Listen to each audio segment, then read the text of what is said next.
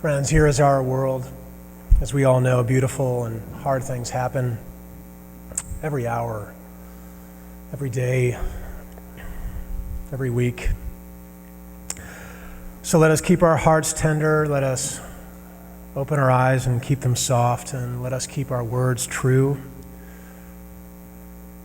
Because this is what you and I are about. We know there is no answer but to love each other.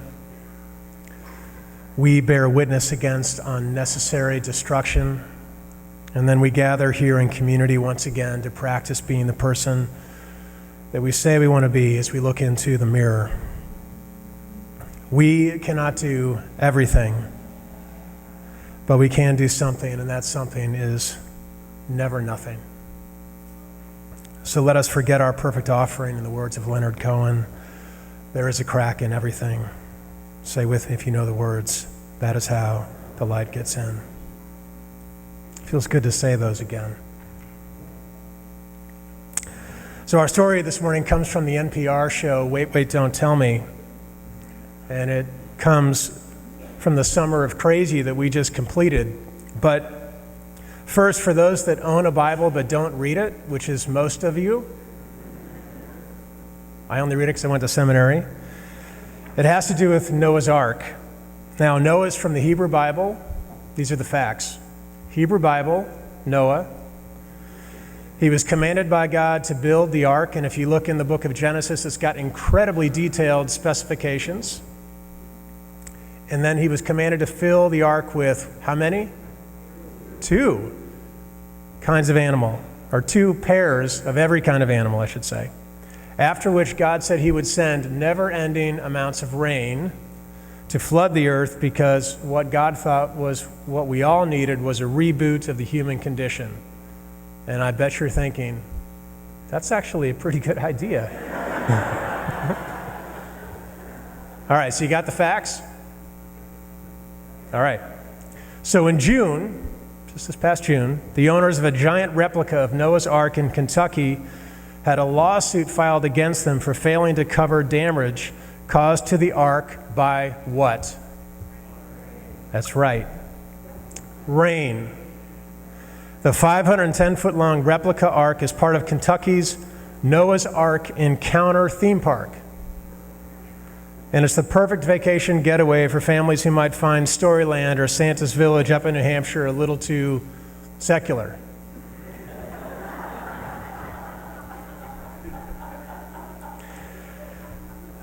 The owners say they were inspired to build the replica when God's voice told them to gather up 2 of every kind of animal and charge them $75 for admission. The park opened in 2016, but was forced to close for a few days right after that when the ark and its surrounding area was damaged by, quote, slightly above average water. Said the NPR show host, apparently they skipped the part of Genesis where God tells Noah, dude, spring for the undercoating. Now, aside from the full-size replica of Noah's Ark that you can tour when it's only nice and sunny out, there are zip lines from the bow of the ark all the way to the ground. And then it takes you into the Creation Museum that allows you to venture through the entire biblical story that features, quote, stunning exhibits, botanical gardens, a planetarium, and a zoo. Oddly, they do not feature a water park, which I think would seem intuitive. Annual combo passes to this park are on sale now for $499 for a family, adults for $179, and kids for $129. Children 4 and under are free. Not 5, 4. Now, if you don't believe me, you can go to www.arkencounter.com, and it's all there. So listen, it's kind of easy to have fun with a story in a place like this, but without you in my life for the last 6 years in my ministry to reframe the terrible news, I've found myself resonating with Noah, actually. Like feeling like the water around me, do you feel this way? It's just kind of getting higher and higher. And there's like storms overhead, and there's political hurricanes, there's actual hurricanes, and babies are in detention centers at the border, all the rest of it. And I feel like Noah, and I want more than a lifeline. I need more than a lifeline. It's like I need a boat because the waves seem so high.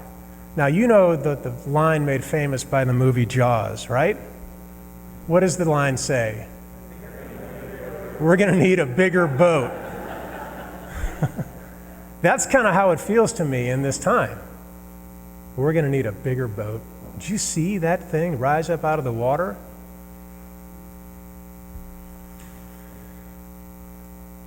And thinking about that we're going to need a bigger boat.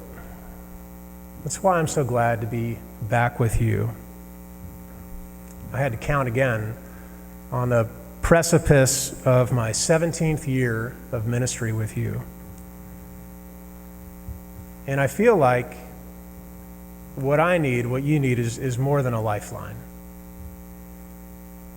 We're going to need a bigger boat, maybe even an ark. And here on Homecoming Sunday, I want to suggest to you that this congregation is such a vessel. But in order for that to happen, we need to do a few things, 3 things. Now, my first request is actually a hard one in these suburbs. It is to not pretend, because it's easy in these suburbs to pretend. They are a beautiful place. We live in a beautiful place. I think Emily said, I'm driving up from Connecticut, and it's like, this is beautiful out here. But these places are isolated, they are homogenized, and they succumb to this myth of perfection.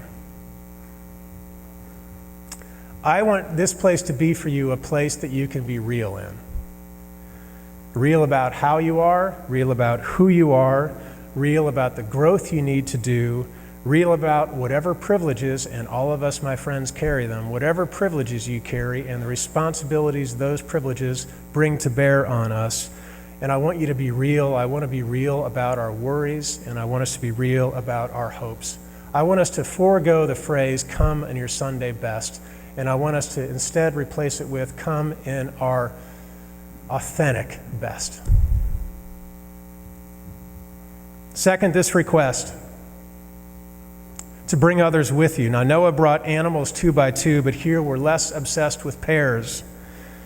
We live in a spiritual but not religious era, but we all know plenty of people who are tired of the false promise that their soul, that they can grow their soul on a hike in the woods by themselves.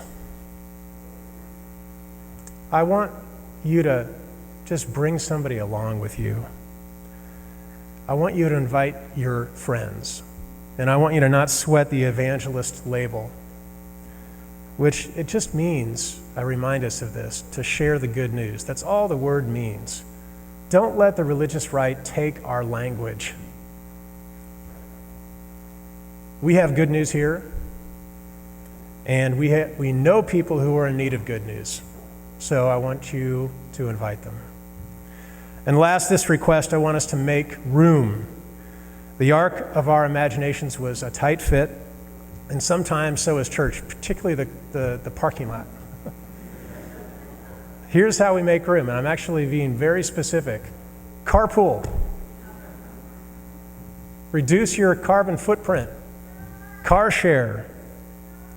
Squeeze in the pews when you see people in the back. Talk to people you don't know.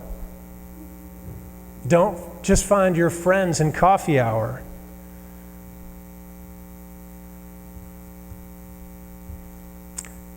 And this, you may not realize, we are actually a pretty diverse bunch in a lot of ways. We are not as homogenized as you may think.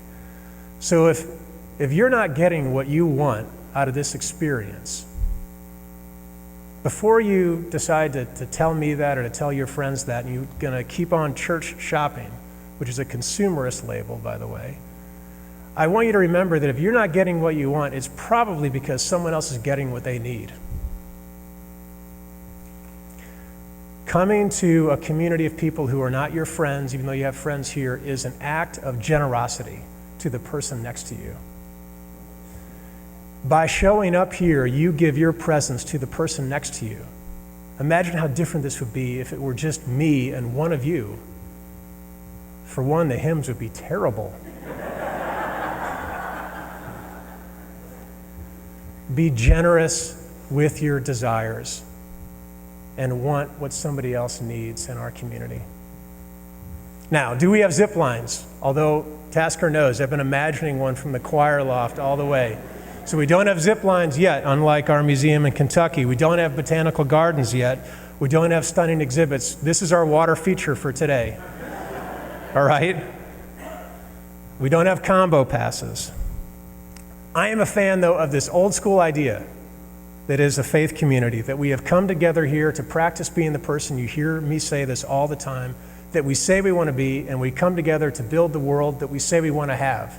That's why we come here to this beautiful, old, uncomfortable building, this sanctuary. It's why we're here.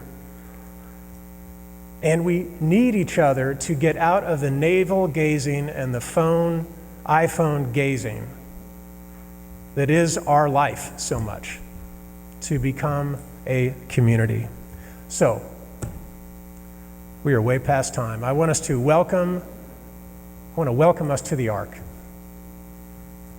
The water's high, but the undercoating has been applied.